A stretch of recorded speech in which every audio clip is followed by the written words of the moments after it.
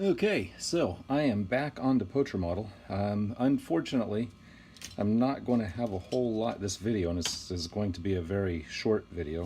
Um, I wanted to get more done before I put a video out, but I've been like swamped, busy with work and stuff. The weather is finally warm enough, almost too hot now, to do some painting. So I've been doing a little bit of painting. I'll show you that here in a little bit. So I've been doing some more leather work on the doors. Now, once this is done, the leather work will be done for good. So I've just been doing what I've been showing you how I've been doing it the past videos several months ago. Again, it's just styrene sheet and wrap it with the leather. And of course that one goes here-ish. I can just put that upside down. No, I had it right. That one goes there. And I've got another piece here that's oversized, needs to be trimmed down still, but that'll go there. And again, this one is rough, oversized, and will go there. So again, once those are covered and on, this will be done. And what I'll need to do then is on the back side here, I'll need to put all the stuff in here, like what is on this one. And again, I showed you how I did all of this several videos ago. And that white piece here is to keep things from falling apart. And I put on flanges here and here. This is just out of styrene because I think I showed this last video, maybe, that I'm going to have the screws come in from the side. So the way the kit had you do it is there's like a screw here, a screw here, and a screw here. I didn't want screw heads on my leather. So by having those flanges put in, and again, it's just styrene angle with built up with some styrene pieces here. And I just drilled a little hole, and I'm going to use some self-tapping like plastic screws. And I just painted it black so that when you look down into the gap here, you won't see anything. I don't know if you would have anyways, but you know. I did have to cut the window here a little bit just so it would fit and not catch on this, as we could see there. So again, I'll just have to do the same to this one. I will also, on the other door part, let me go grab that real quick.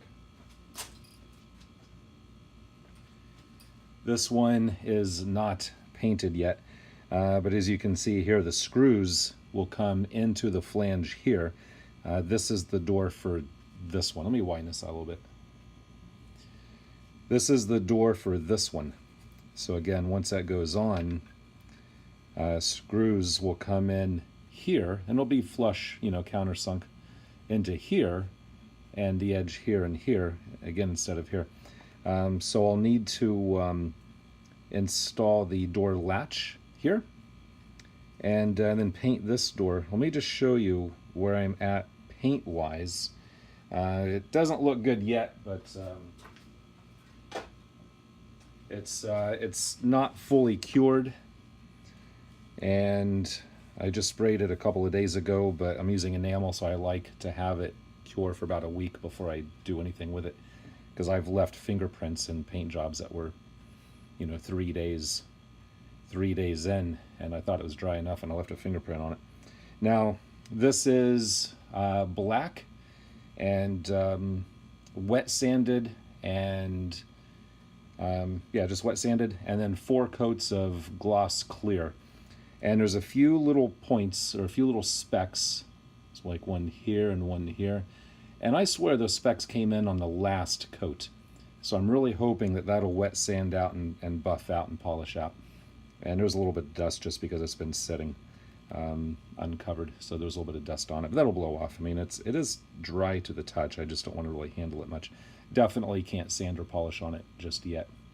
But I'm expecting that this will wet sand, polish, and buff out and wax and be as perfect as I can get it.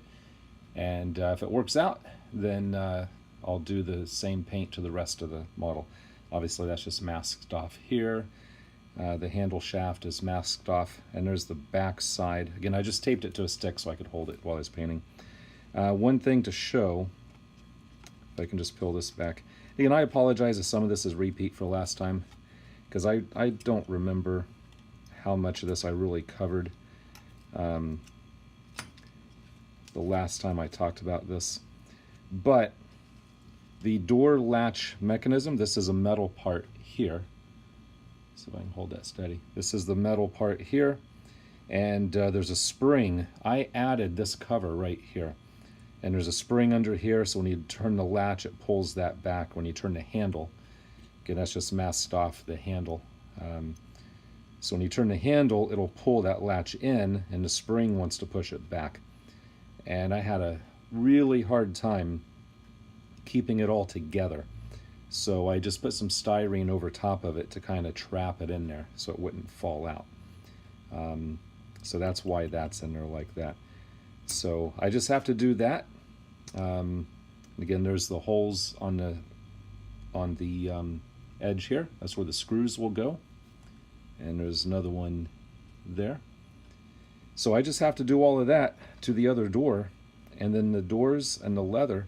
And this stuff goes together pretty quick. Putting those flanges in, you know, figuring it out for the first time took a lot of trial and error and a lot of guesswork. But it actually went quick, I guess. I just contradicted. I said it took a lot of time and then it went quick. Now, what I meant was, now that I have it figured out on this one, doing the same to the other one should go fairly quick and pretty easy. So so yeah, hopefully within the next week or so, the doors will be like done, and that means all of the leather work will be done. And then the next thing I'll do, I mean, I got to focus on the paint because the paint takes forever.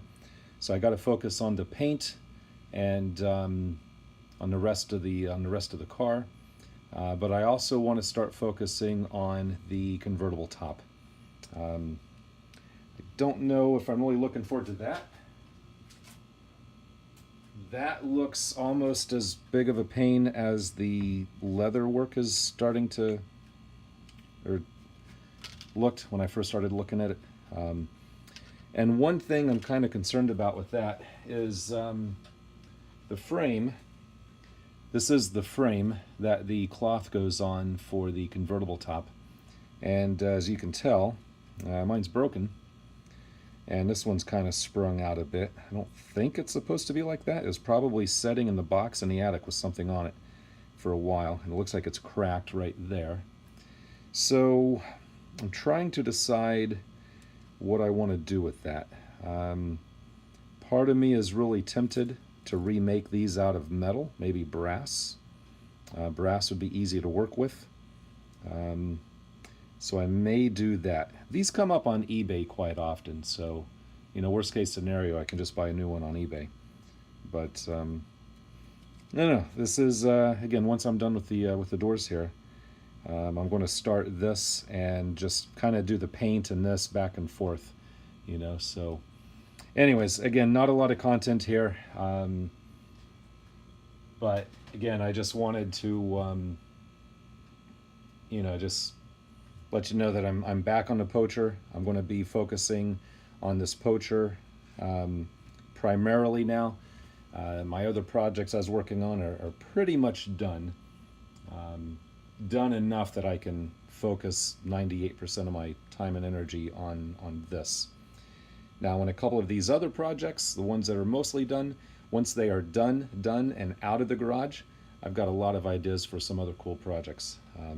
I like to keep 2 or 3 projects going at the same time, you know, so when glue and paint is drying on one thing, I could be working on another. And plus, I kind of get a little bored working on the same thing every day, so I like to kind of go back and forth between projects. So anyways, sorry for talking so much,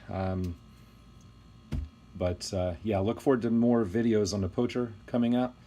I would like to say I would like to do 1 a week, but I honestly can't make any guarantees.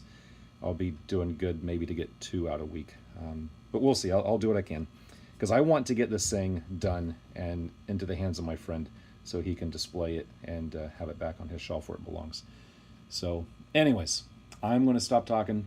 And as always, thanks for watching.